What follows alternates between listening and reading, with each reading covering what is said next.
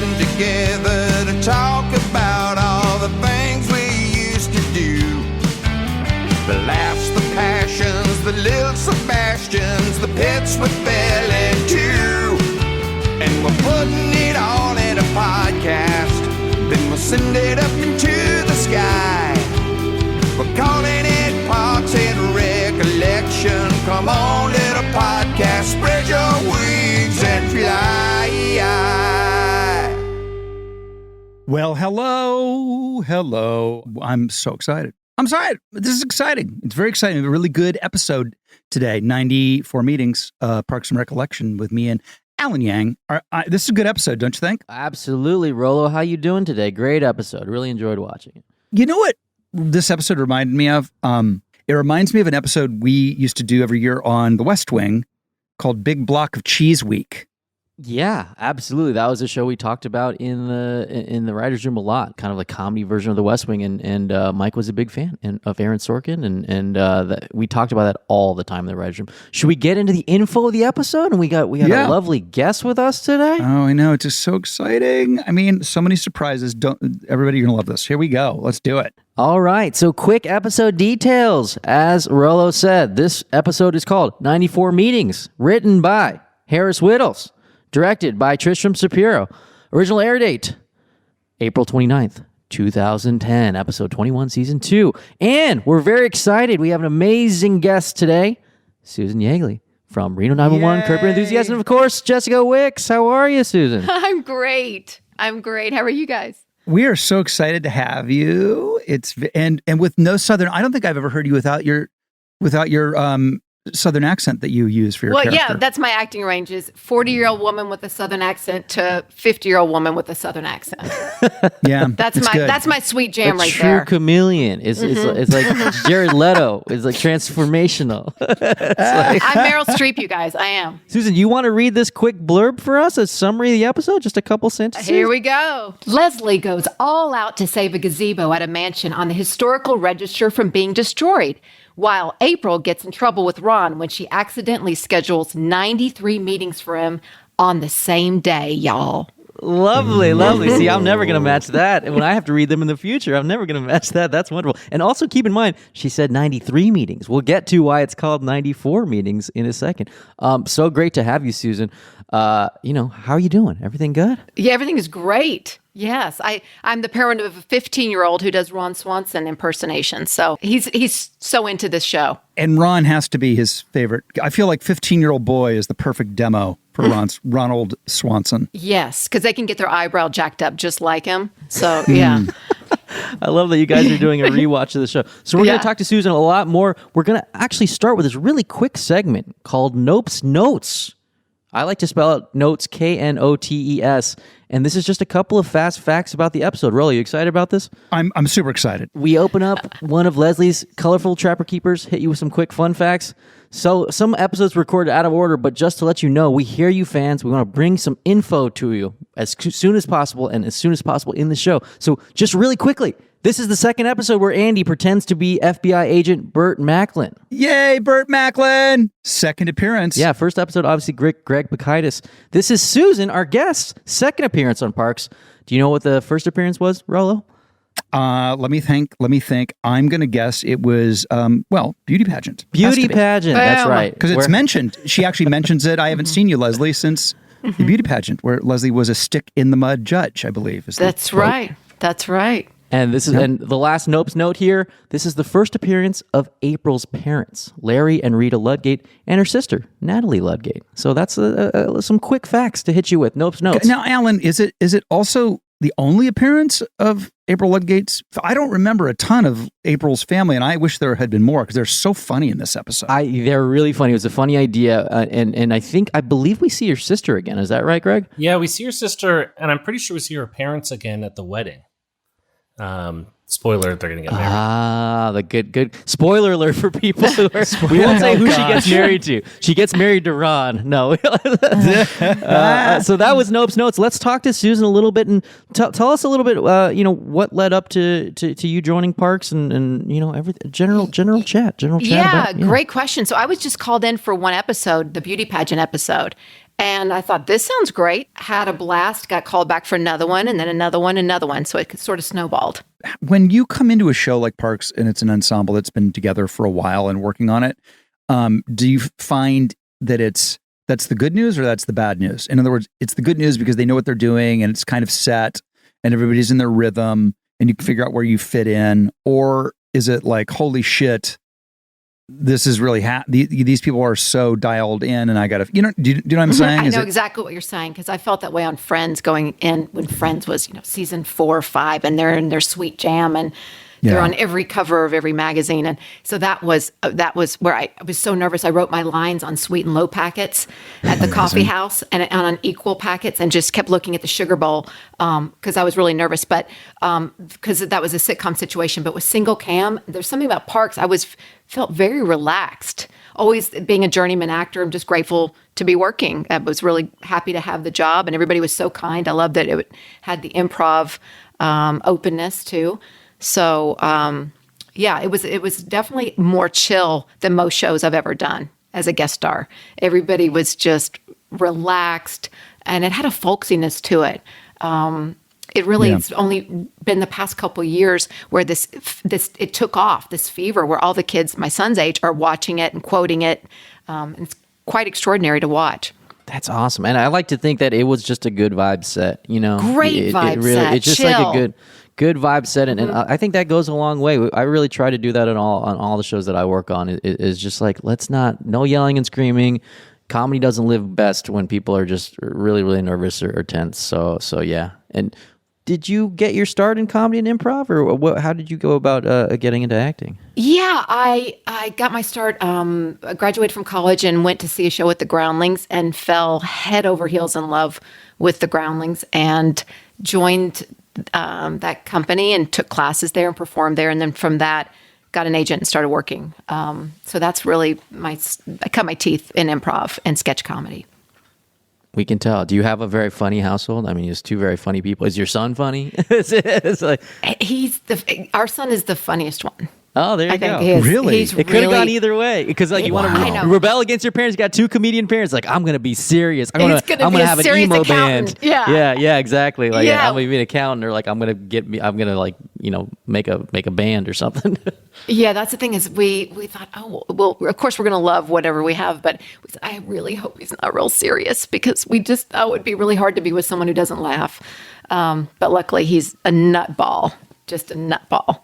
So it's good. Did you have any relationship with anybody involved in the show? Did they know you from anywhere else, or it was just the usual Hollywood phone call thing? Yeah, I had been called in 2 or 3 times for The Office.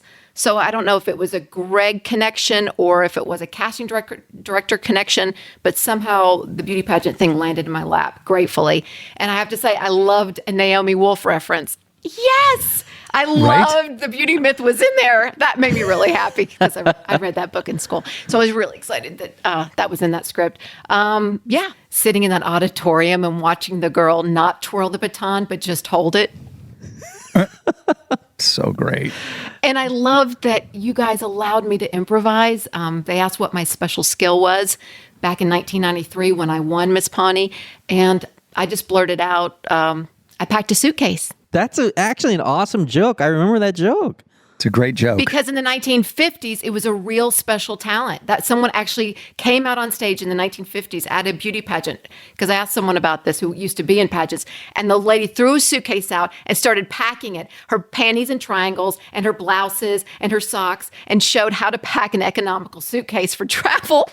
And that was her talent. So I thought, well, that's got to be Jessica Wicks too. Yeah, it's just so evocative, and it's also so perfectly encapsulates Pawnee, and that's amazing because it's the first time you were on the show, but it's just it's like a perfect answer and really funny too. And why Leslie would hate her. Leslie would hate that is what a woman's choice was for a talent competition, right? Yeah, it's absolutely antithetical to who Leslie Knope is. That's great. I have a question. Would you rather play a comedic villain or a comedic hero? I mean, because it's so interesting, because Leslie Knope is one of the, and Amy is so amazing in it, but she's the heroic, lovable, but she manages to be funnier than any person on the planet. And yet I always kind of feel that her comic villains can almost get more laughs. Do you have a a sense of which you prefer? Villain all day long. It's 100 to 0. Slam dunk. Villain. When I did The Wizard of Oz, when I was in, 7th grade, I was the Wicked Witch of the West because I said, Dorothy doesn't have an edge. She doesn't. She just has those shoes. But I want to be mean. I want to have an edge. And that's what you guys so beautifully wrote about with Jessica. I mean, she's a nightmare. It's just so much more fun, right? It's like, would you rather play the Joker or Batman? It's like Joker wins the Oscars every year, man. It's like every year. It's like, but by the way, where are we as a society when, like, if you play the Joker, you'll win an Oscar? Like, what are we doing as a society? Everyone who plays the Joker wins an Oscar? That's insane. That's our modern mythology. It's our Hamlet. Yeah, it's our. Yes, it's our Hamlet. That's right. It is. I love that in any show, but particularly in Parks, everybody always did such a good job of finding people. It's in theory for one part, but they kill it, and they figure out ways to bring them back as often as they can to build out that world. I love that, and I think that Mike and Greg always did such a great version of that. I wish we'd done more like town stuff, like where you literally see. I mean, there are definitely episodes and Freddy Spaghetti's coming up. That's a big one where you see everybody, but I love when you see everybody in the town. Yeah, building out that world. We talk a lot about the world being kind of like Springfield, Pawnee kind of being this town like Springfield on The Simpsons, where you see all these characters, and Jessica Wicks is a huge part of that. And just a little behind the scenes info of how Susan's character kind of got bigger and bigger over time. We had this family called the Newport family, and they were kind of the rich family in town, like the Kennedys of Pawnee, where they're very corrupt. So they're kind of the rich families, and we wanted to build it out. And so we're like, why? We loved Susan on the show. We thought she did a great job. And, it was kind of like, well, let's make her part of that family so she can keep coming back over and over again. And, they're very influential in the town. So it was very easy to sort of write her into stories. And so that's why you see her recur over and over again. Because when you find an actor you like, you keep putting him in the show. So that's how the sausage gets made in that respect. Well, I can't thank you enough. And you had me at that she ran a school called Walk, Wave, and Smile. That was the name of her school that she ran in Pawnee. Miss Pawnee 1993, that's all I needed to know. It's okay, hard. I knew who that is. Yeah. Oh, yeah. I'm from Tennessee, so I know that world. Did you have a hand in casting your own leading man, the old man? Or you didn't have any say in that, probably? I had zero say in that. I had no say in that. Alan, can you speak to that? We're going to go deep on him in a bit for sure. Okay. I have a lot of thoughts. Me too. So we're going to do this thing where we kind of go through, scene by scene the episode, and we just talk about the story, and we'll chat. We'll kind of do a chat about each section as we go along. So, this first part of the episode, in an effort to keep citizens from meeting with Ron, April has scheduled all meetings for a date she didn't think existed, March 31st. Ron is now faced with 93 meetings in a single day. He enlists the aid of April, Andy, Leslie, and Ann to help handle them, while telling Jerry that he's free to go home early for the day. So, as you were saying, Rob, as we started the episode with the concept of 94 meetings, it was kind of inspired by The West Wing in some ways, for sure. Mm-hmm. Yeah, big block of cheese day. West Wing is a fan favorite, and it is inspired by what president? Well, I want to say is it Teddy Roosevelt? But he would put a big block of cheese in the West Wing and invite the citizens to come and sample the cheese and air any grievances that they have. So it was basically an open house town hall in the actual West Wing. So it was meeting after meeting after meeting after meeting. And we did an iteration of that where it was every cast member, like this episode of Parks, having to sort of suffer through, people's grievances. Exactly. We're getting a note now from producer Schulte. Andrew Jackson was the president. Legendary. I was going to say Trump, but it's Jackson. Good to know. Okay. A different Old Hickory. Yes. Old Hickory, as they called him. And I think when you watch the episode, you'll see why I think we were so attracted to the idea as writers, because you just get this joke bag, right? You get the townspeople, like Rob said, and you get to see all these characters handle them in their own ways, right? So you see Ron handle them, you see April handle them, you see Andy handle them, and then you see Rashida obviously treating all the people's medical conditions. But it's kind of like, you like these episodes where you get to see each character kind of bring out their own specific characteristics, and so that was a good joke bag idea, I think, for this episode to set up.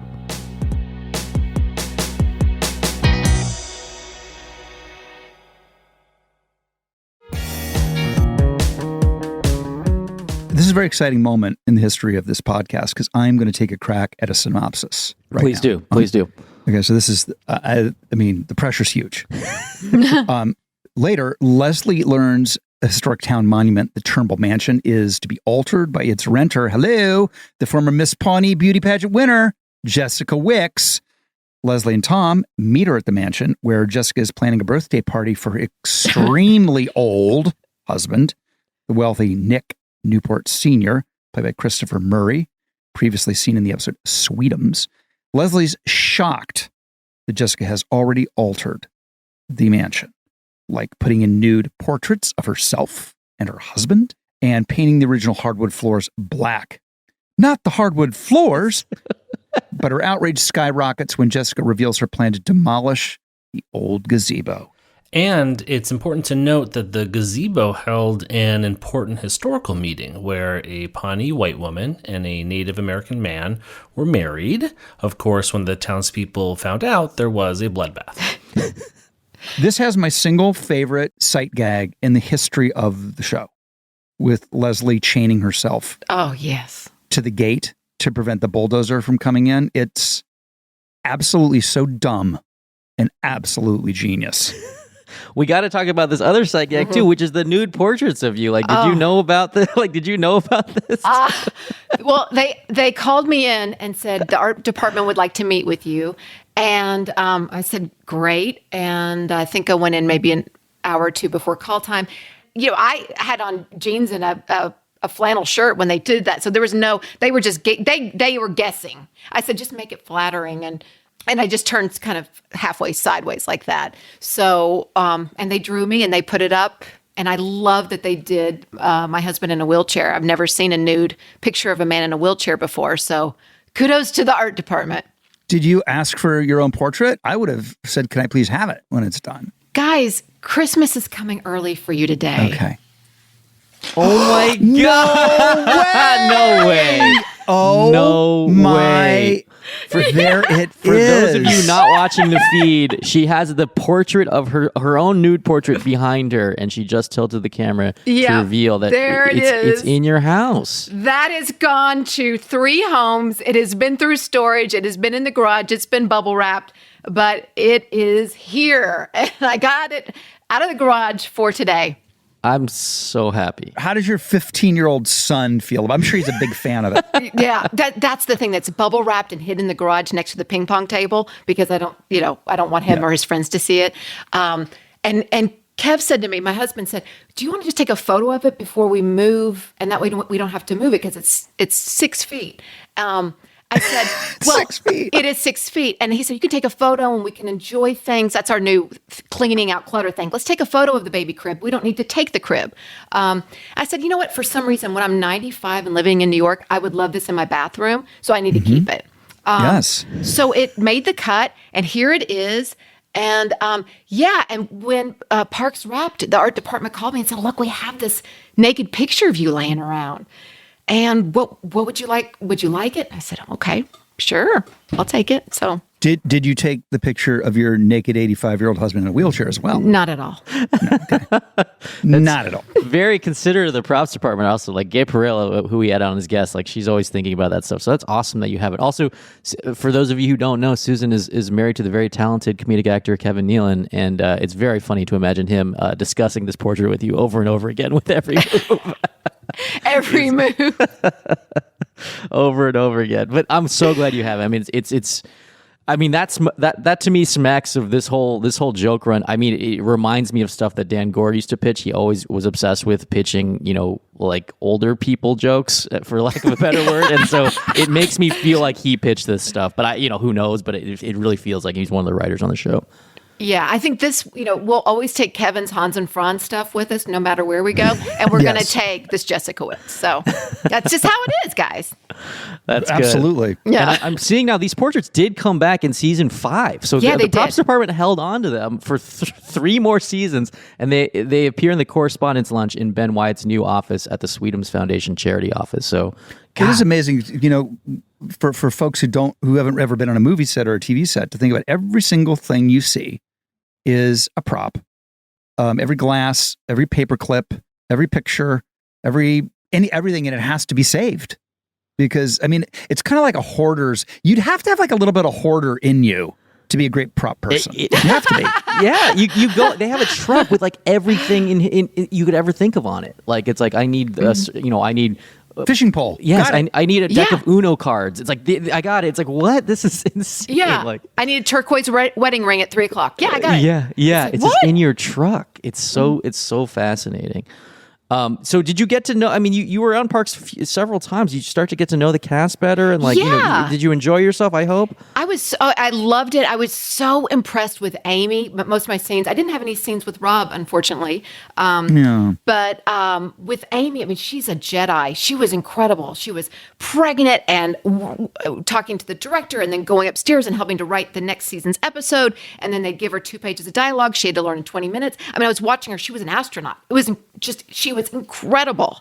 That's a great way of referring to her. And the number one on the call sheet is what we call it when you're kind of the lead of the show, and everyone takes their cues from the number one. So Polar was such a great, fearless leader and such a great attitude. She brought such good energy to the set. And on top of that, you mentioned she's pregnant in this episode. Yeah. She's pregnant. Get chained to that gate. She's pregnant and just shooting the show. So kudos to Amy, man. She really rocked it on this one.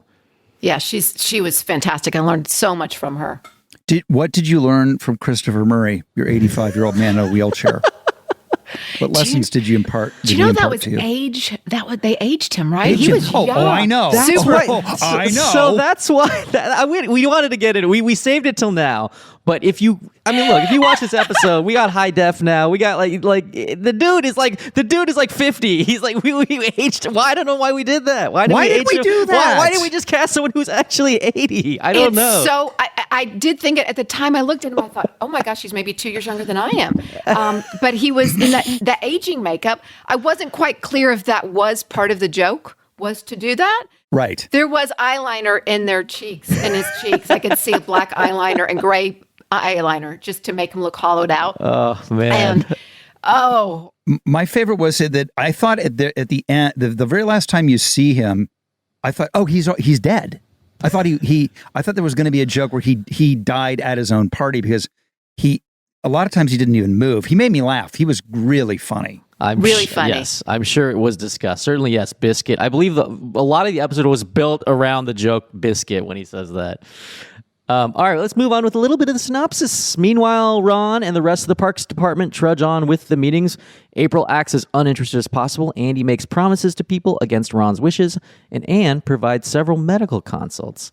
Can you imagine? It's probably so true that everybody who's a nurse has to deal with every single person's like, will you look at this blackhead? I think it's infected. It's got to be so gross. And it's so genius. Like the very first person is that guy pulling his shirt up to show some boil. It's like, and she has that great look to the camera. She goes, every time.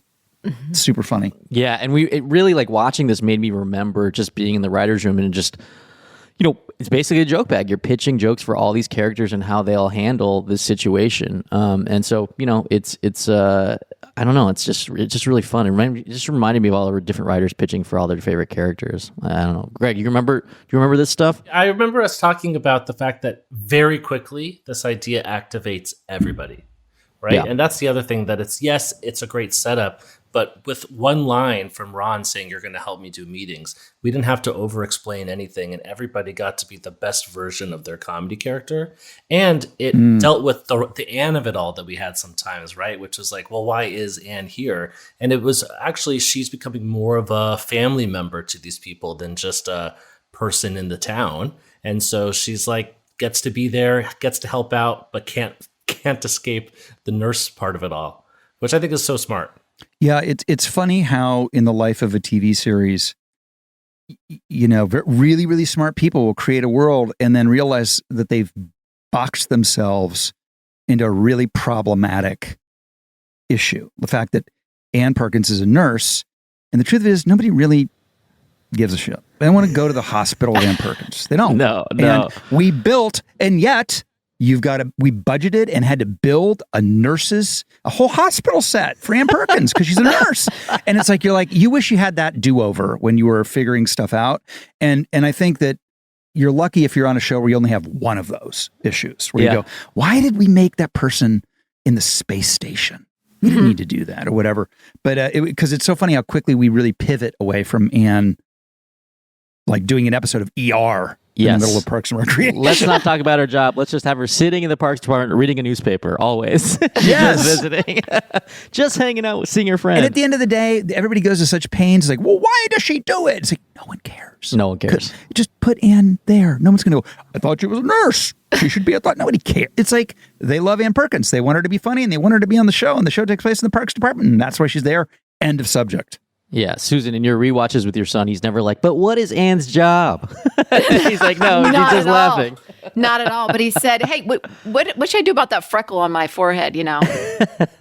I have a question. Well, who did you think had the most fun meetings with the townies? I kind of liked Andy wanting to say yes to everybody. He's told, don't say yes to anything. And of course, he says, they got to fix the swing set. Seems like an easy fix. I can do that. And he's like hinting and winking. I love when he boops the lady on the nose. Always remember that scene where he boops the lady on the nose. Physical comedy. Boop. Do you think that was in the script? The boop, do you remember? I think it was. I could be wrong, but I don't know if he improvised that or not. You're asking me to remember if that was in the script. I was like, let's say it was. Let's give ourselves credit. That's right. I'll protect the actors and I'll say, no, it was an ad lib. That was all Chris Pratt. Pulling up the draft here, guys, and we have to give credit where credit's due. In the script from the original draft, Andy makes a circling motion with his hand and touches her nose, saying, boop. Oh my God.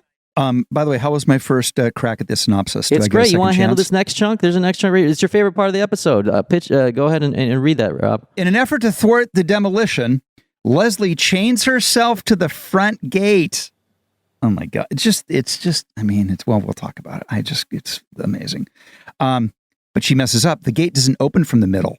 It swings from the side. Demo crew opens the gate, rolls past her, and demolishes the gazebo. Moment of silence for the gazebo. Ann and Mark arrive to free her because you need tools and a pickup truck. You call Mark Brendanowitz. And in a moment of honesty with Tom, Leslie reveals the nature of her anxiety. Mark's intentions to marry Ann. Yes, she wants her friend to be happy, but she used to have feelings for Mark and worries about being single and losing her two friends. Tom tells her not to worry, thus empowering Leslie to crash and ruin Jessica's party, which he promptly does. The gate thing. It's the lowest stakes thing you've ever seen in your life.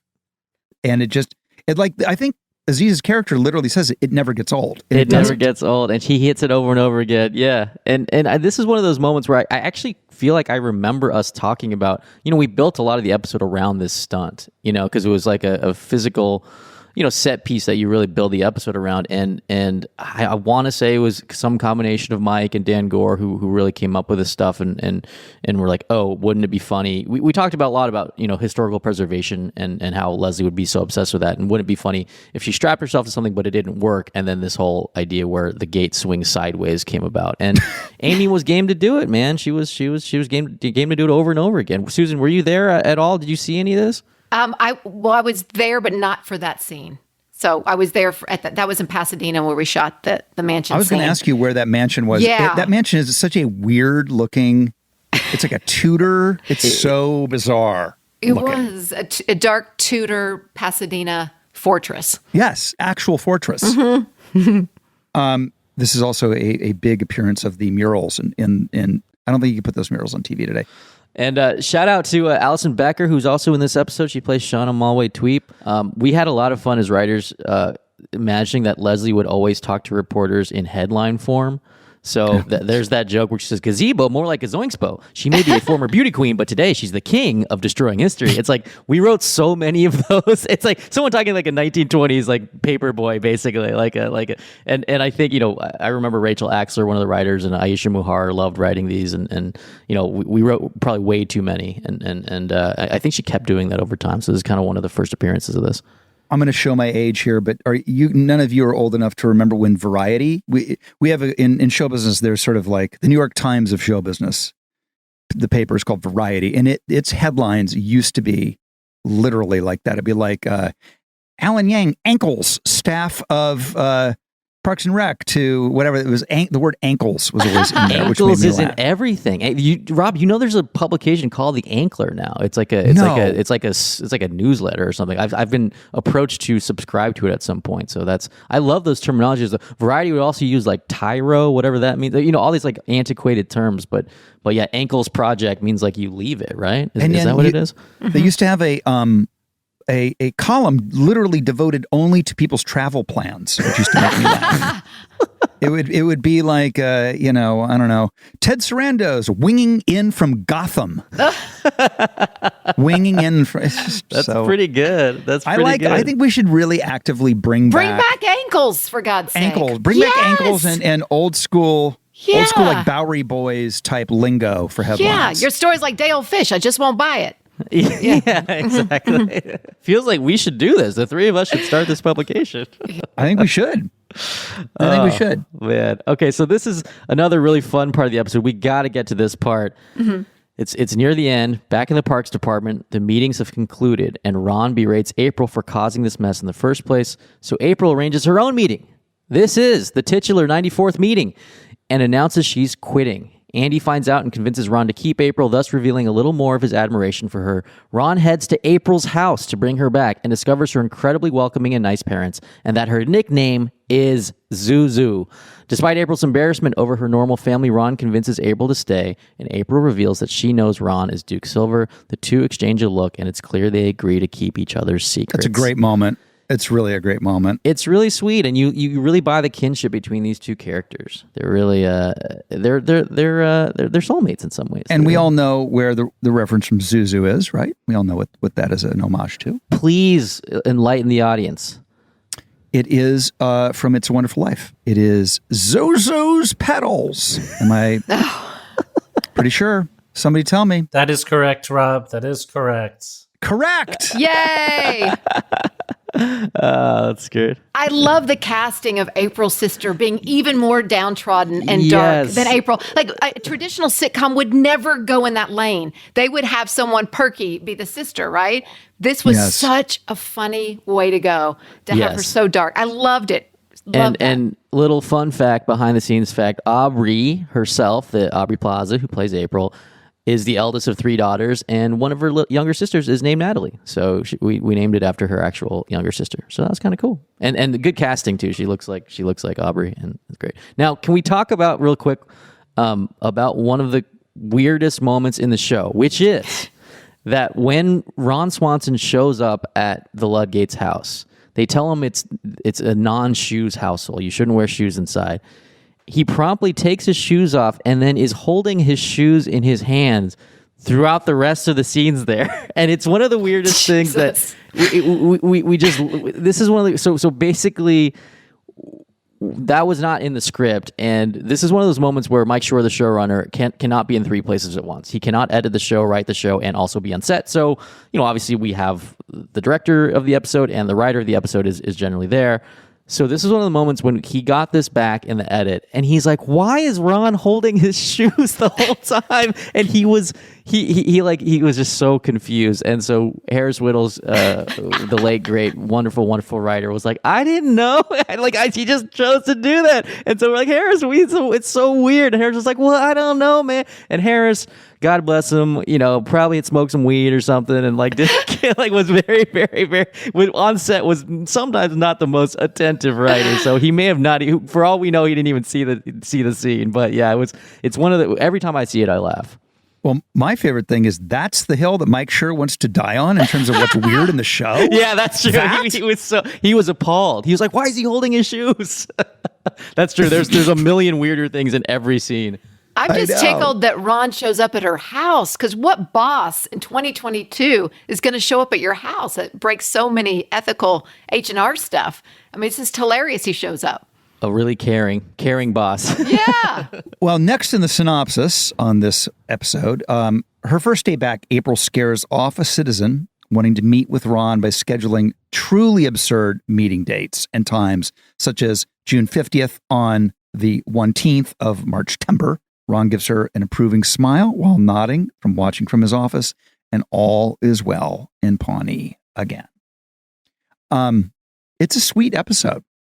It's a super sweet, fully formed episode, I think. That's what I was going to say too. And the Ron and April stuff is really sweet. We talked a lot about, after we started getting them together, as her as his assistant, like it's kind of like a father-daughter thing, and that's a lot of the relationships in a workplace show like this end up being, if they're not romantic relationships, a lot of them end up being either paternal or maternal. And like we talk about the coworkers like they're a family, right? And so it makes a lot of sense that Ron would be kind of a good dad figure to April, and they have a lot of things in common. So yeah, it's very touching in the end. I really enjoyed that moment.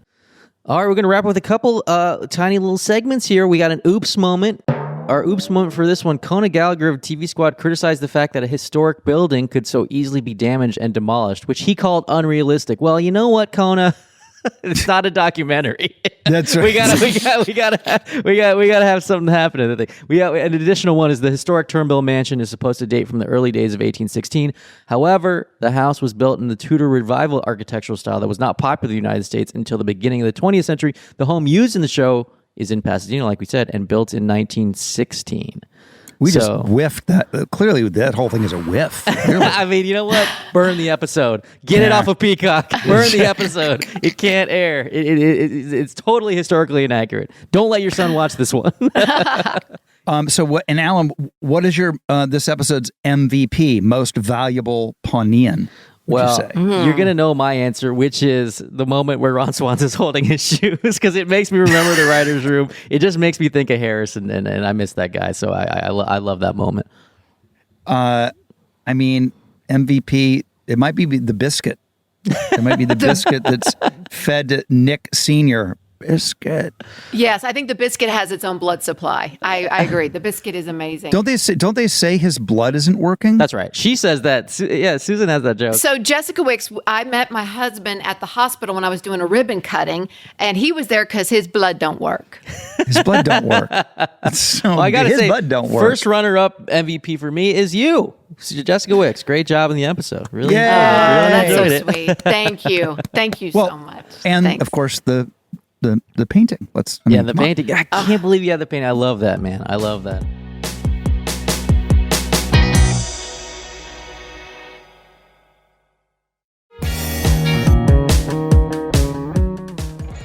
Do you want to go to the town hall? I think you do. Rob, should we get into the town hall? Close this thing out? I think it's time. Town hall. What do we got? Who's on deck here? All right. First of all, where are we going to do the town hall? We like to have different locations. Yeah. We should do it at we did the historic Turnbill Mansion. We got to do it at the mansion. We got to do it. Leslie's chained to the gate, but we're opening it anyway. We're going to go do it in front of the gazebo in the mansion. The R.I.P. the gazebo. Yeah. All right. This town hall question comes to us from Heather V. Hi, Rob and Alan. Love the podcast. I'm a big fan of Parks and Rec. I really loved when Rob and Adam Scott joined the show because of the amazing chemistry between the two of them and with the other cast members. If you could do another project with Adam Scott or any other cast member for the show, who would it be and what would it be? P.S. Listening to the podcast episode about season 2, episode 12, The Christmas Scandal, you talked about Rolo doing the movies Christmas Shoes and The Christmas Blessing. Just want to say both movies were very good. Both tear jerkers. There you go, Rob. They are tear jerkers. They will desiccate your body of all fluids from your eye holes.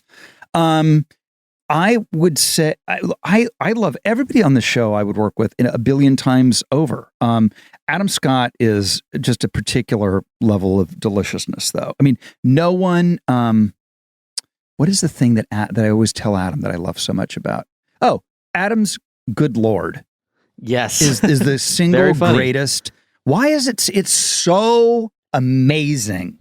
Like I can never get tired of Adam going, good Lord. It's such a great read on it. It's such a great read. And the other thing about Adam is that he can do drama or comedy. He's in this new Ben Stiller show, which is like extremely dramatic. And then I don't want to like so many actors are great in the show. It's funny you should say that, Heather, because I actually did a show with Aziz, who's in the show, called Master of None, and then I'm actually doing a show right now, and Adam's in that one. So I am working with Adam again, and I've just been editing him, and he's wonderful in it. Susan, who would you pick from the show? Who would you pick? Oh, I'd have to do a love affair with Amy Poehler to a lesbian couple in Paris.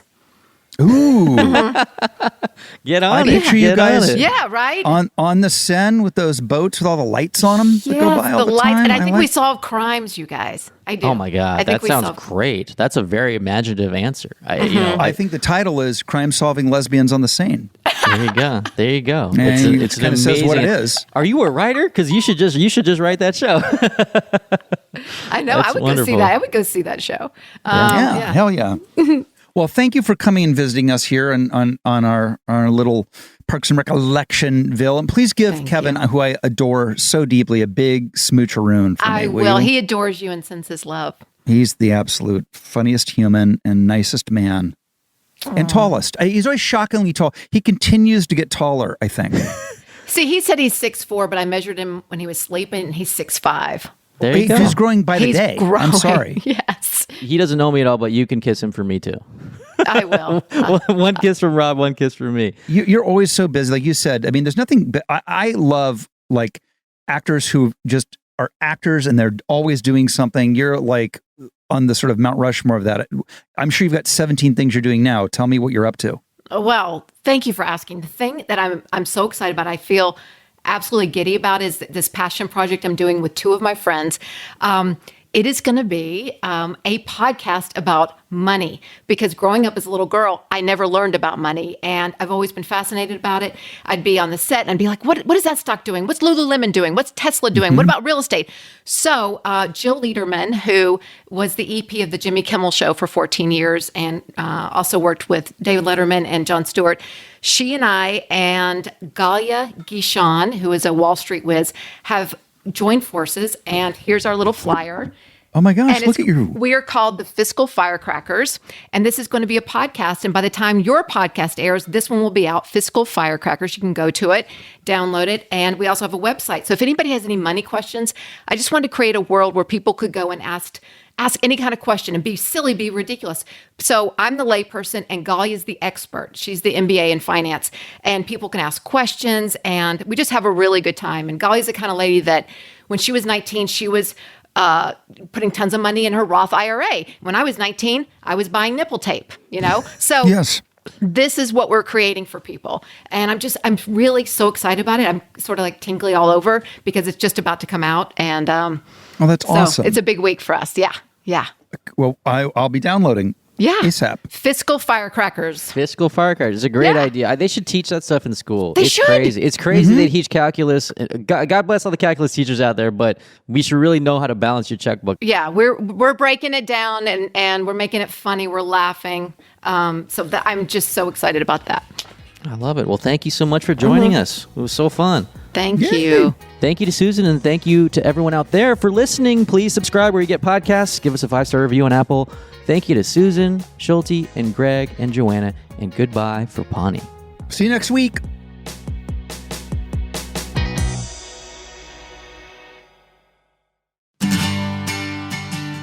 Parks and Recollection is produced by Greg Levine and me, Rob Schulte.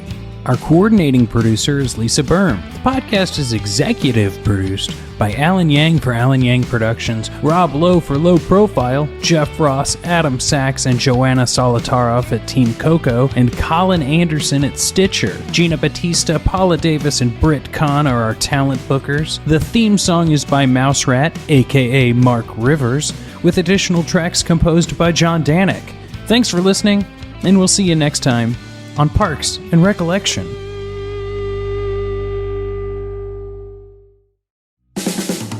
This has been a Team Coco production in association with Stitcher.